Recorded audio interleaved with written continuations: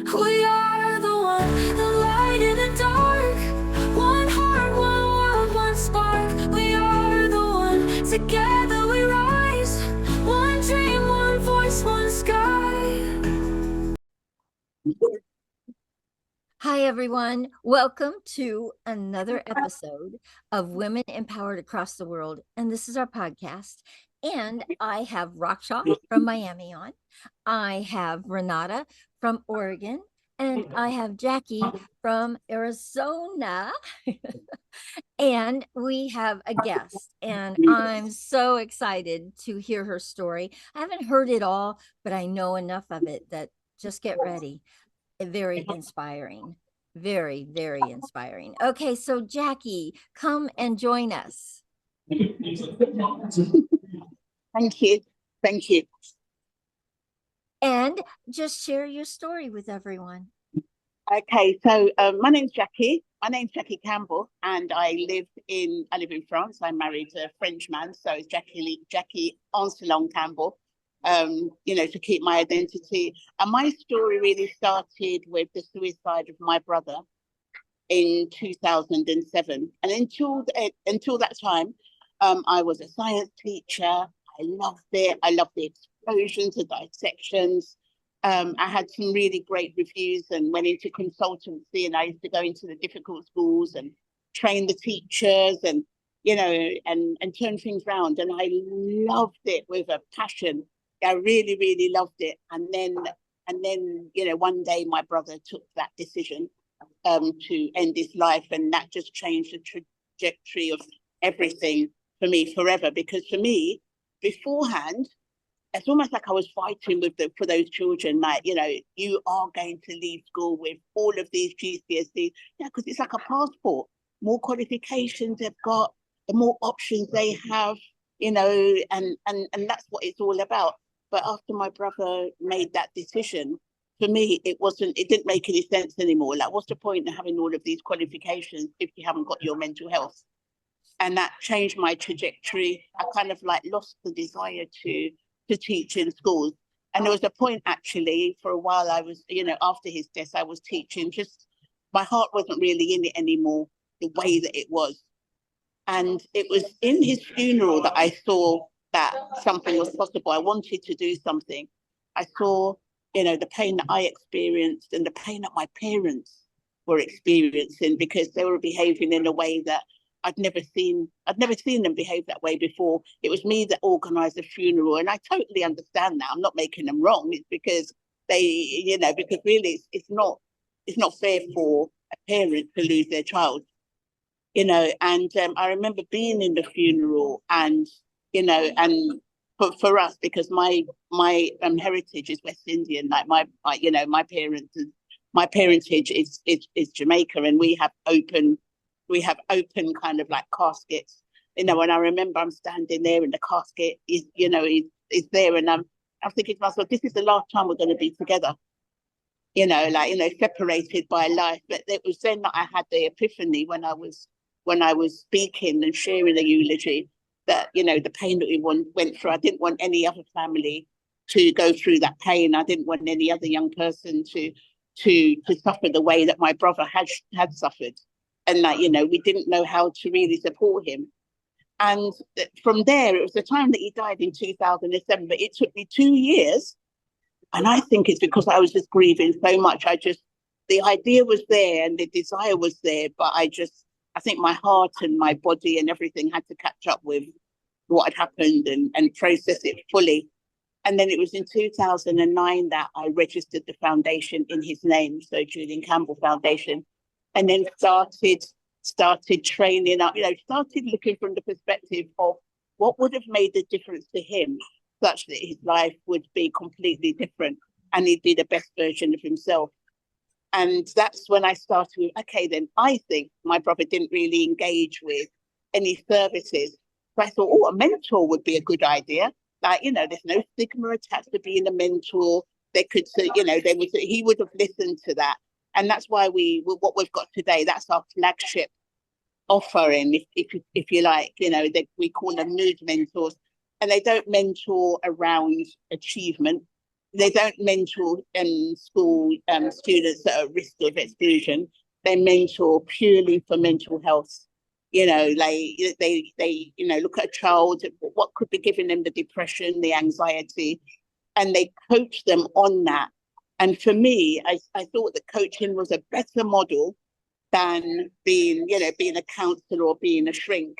And don't get me wrong, because with our mood mentors, some of them are counselors, but usually you can support a young person and show a mentors the listening skills. So like any good teacher, I've written an accredited course, and this accredited course shows the mentors how to give them the skills they need in listening, questioning, safeguarding, all of the aspects of mentorship that they need to know before they jump in and start supporting young people.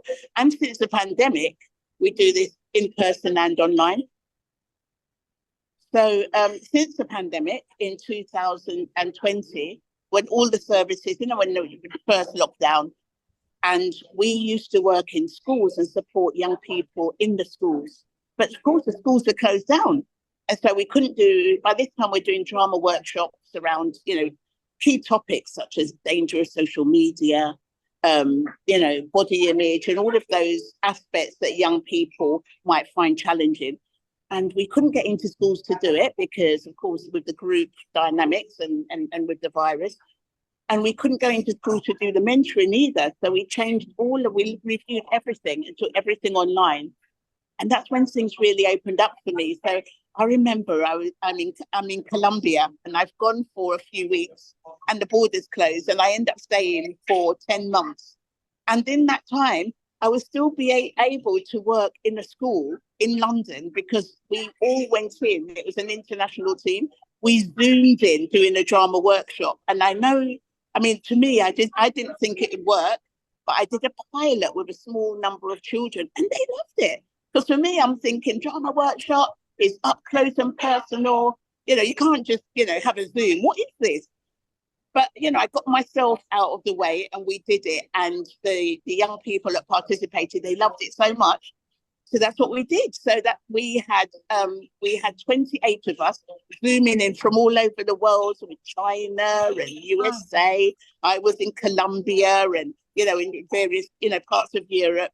And we zoomed in, and it was just one of the most amazing experiences that we could make such a difference to 300 children and the adults together with us. There was about 50 of us together because in each of the classrooms there was a staff member, and we zoomed in on the whiteboard. So that was just really good that we were able to continue making a difference, to continue mentoring as well, because that meant we can support children all over the world, because all they needed was a Wi-Fi and and a connection, or even through telephone. So that's just a little bit of what we were doing then. And now I have been supporting young people in France. We're not working in schools yet. The schools that we're working in still in the UK, and there's a lot of work that we're doing in Colombia, namely Bogota. We've been working in Bogota for 3 years, and we're now in the new year we'll be working in Cartagena with some of the most impoverished population, because I think it's those people that really need the help, and these are the people that we can really make a difference to. Oh, wow, Jacqui. Whew, what a story.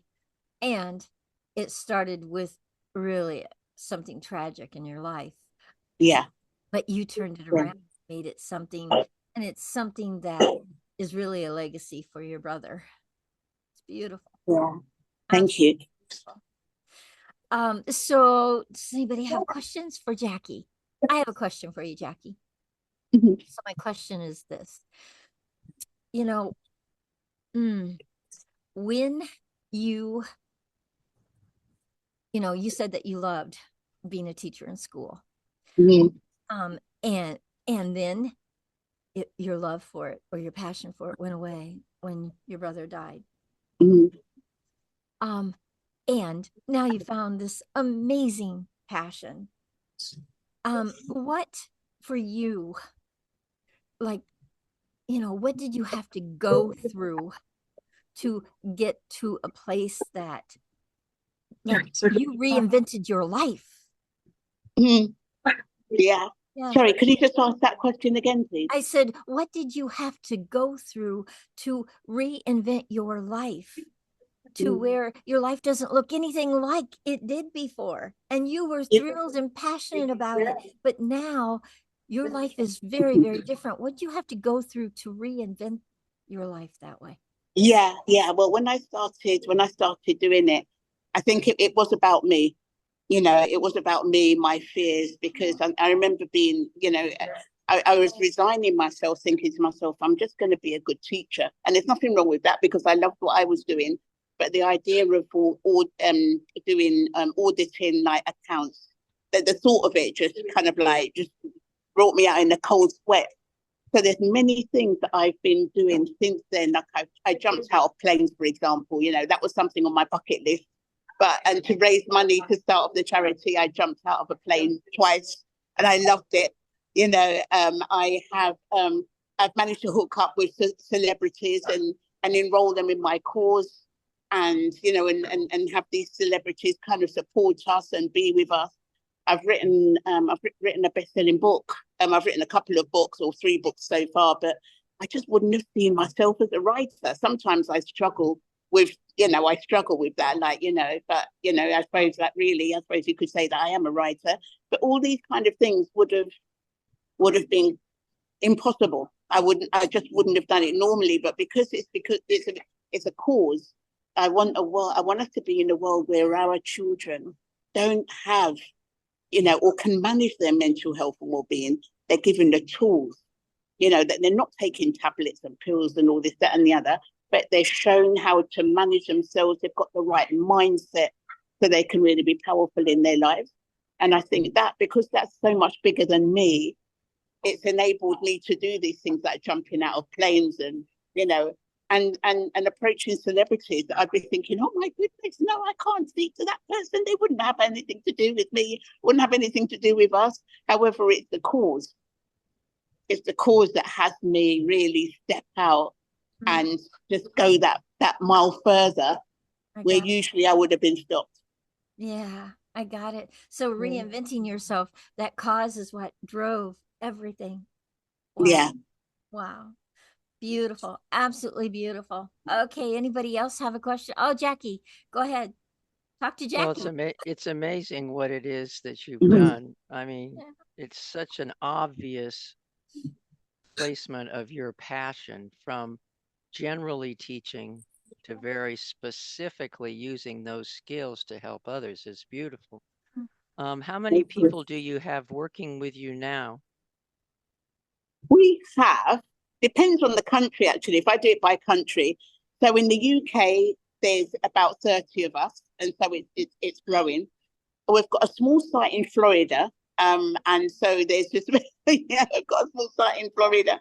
We want to go into schools there, so there's just 3 people. No, actually, no, there's five people, but they're more Spanish speakers. There's one that speaks English, and and in France, unfortunately, there's just me at the moment. And in Colombia, there's we've got 2 psychologists, and at the moment we're looking to cause more mood mentors and train them up. So altogether, I'd say about 50 of us. Wow. Yeah, cool, cool. So all these people, you've done accreditation for them, which in itself must have been quite a little challenge because you yourself did not have that background. You were a teacher of many. So can you just really give a little capsule summary of how you built yourself up to be able to accredit these people? Yeah, so I really love writing courses, and it made sense to write this accredited course.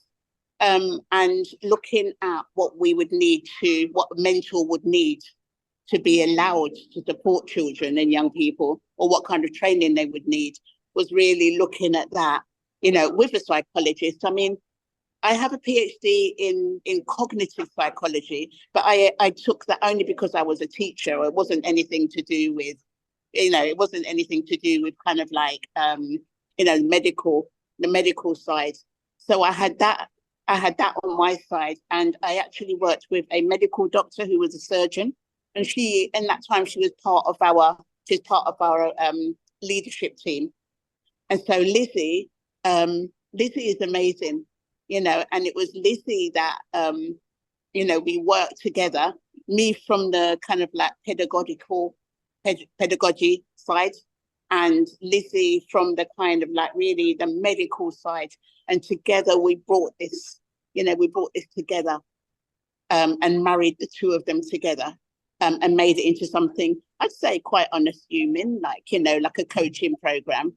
And that's how it started. Beautiful, beautiful. So I'm sure Carol's little brain, if it hasn't already, has been exploded, because we certainly need you in every country. And we have coaches and mentors that we know that are more than we can count, mostly.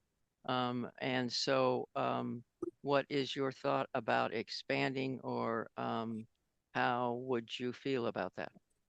Me, I would absolutely love to, because I think what I've seen is that with the breakdown of of the family structure, like coaching is very much a now, or mentoring is very much a now. It's kind of like, I think it's the fabric of our society, and where mental health is such a problem, or what, perceivable problem, and where we have mentors and coaches that are upstanding members of the community that really, really can make an impact with our children and the next generation.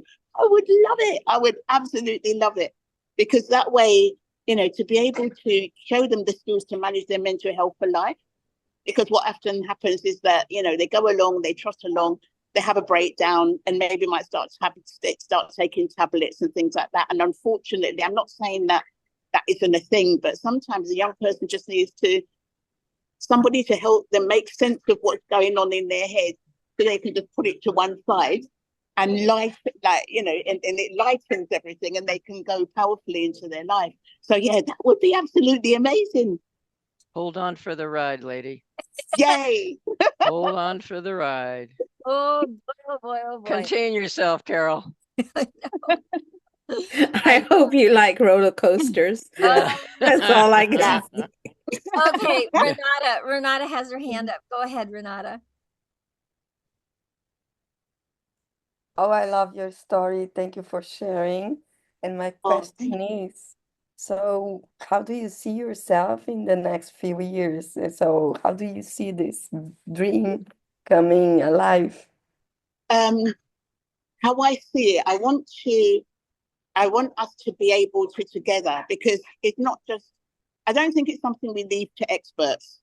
I think this is what maybe you can say the problematic is, that we're leaving it to experts.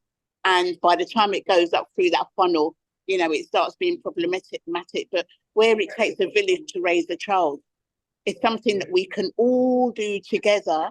And then it will kind of like stop this kind of like, what do you call it? This when it gets stuck in the thing of the bottle, and it kind of like just gets a bit out of control. So where I see this in a few years' time is that our young people can talk with anybody at any time, because they think there's something wrong with them, and then they speak with somebody and find out there's nothing wrong with them, that it's completely normal, and this is happening with everybody, and this is just like, it's such a gift.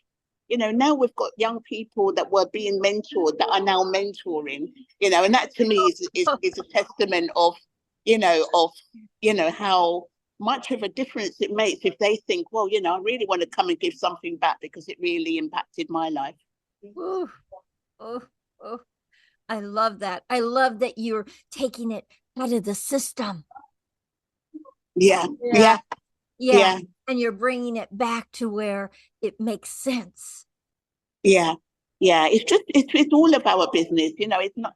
I'm not saying that we shouldn't use the professionals, but we don't need to. They're we don't need to. We don't need them at all. I really couldn't. I really think a lot of family structures, and having talk time, because my husband, like him, him being French, when I go over there, they're sitting around the table, there's no mobile phone and stuff like that. I'm just a great advocate for that, for our children to be able to talk and unpack their day, especially when they're coming out of schools. And there's a lot of things going on in schools. Believe you me, I've been there for 20 years, and a lot of the trauma from some of our children are coming out of their experiences with schools. So then we need to be able to catch all of that when they come out, because they're making decisions in the absence of us, and they're making making it mean negative things about themselves. And then they're going into the world, and they really need us to work through their decision making, just to give them that strength, to strengthen that platform from childhood to adulthood. This is my dream for our future legacy, our future our future. Absolutely. Oh my goodness. Okay, Raksha has a question. Go ahead, Raksha. No, I'm just like, I so agree with her in taking the system out of raising our children for us, right? Because it's just a conversation. Yeah. And the structure of our families, unfortunately, have become so dismantled that we don't know what our family values should even be, because a lot of the people bringing up the kids these days have not been in a family themselves.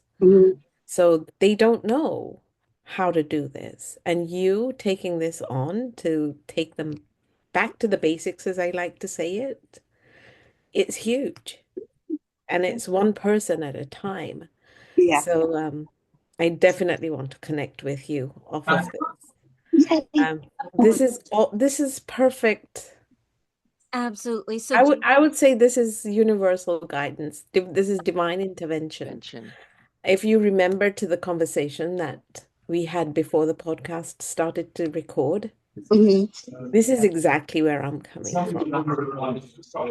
So it's like, really, we need to get away from the system and stop the system telling us what we should be doing, what we should be thinking. And they do it all under an umbrella of wanting to do the good for you.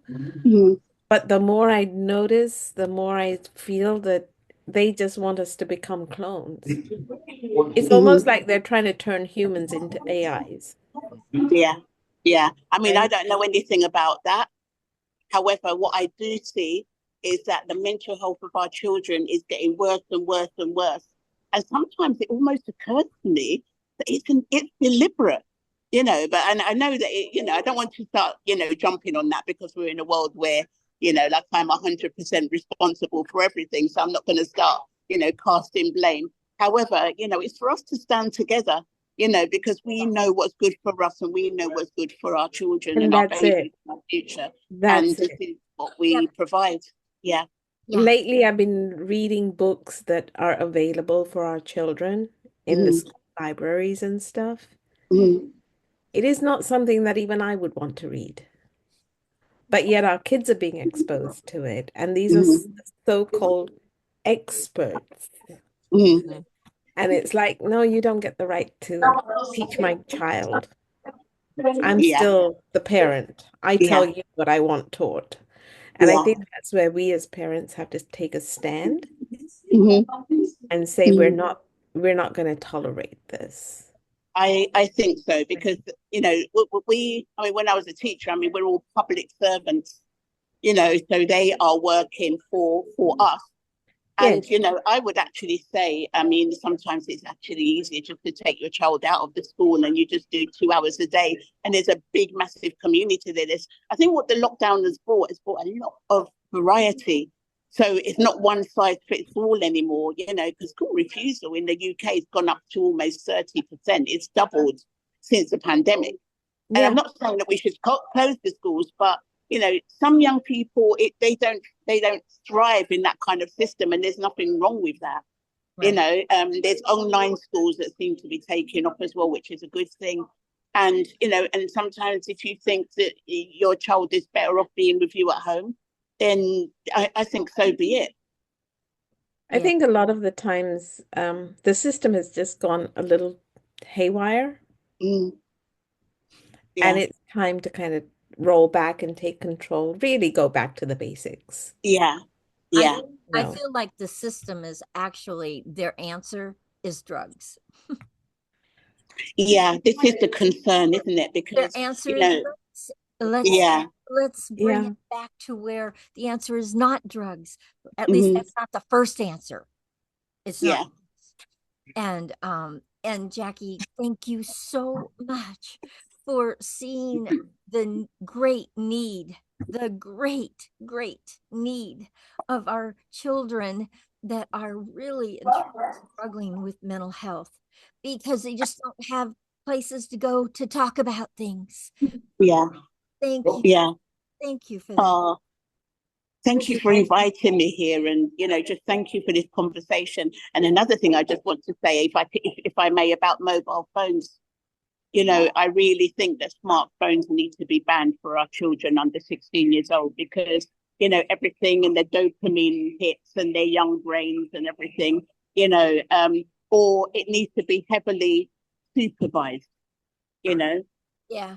Yeah, they're exposed to a lot of stuff through Yeah, their phones. Well, Through their phones. They're exposed to a lot yeah, of stuff through their phones. A lot of bullying, a lot of stuff. yeah, yeah, Uh, yeah.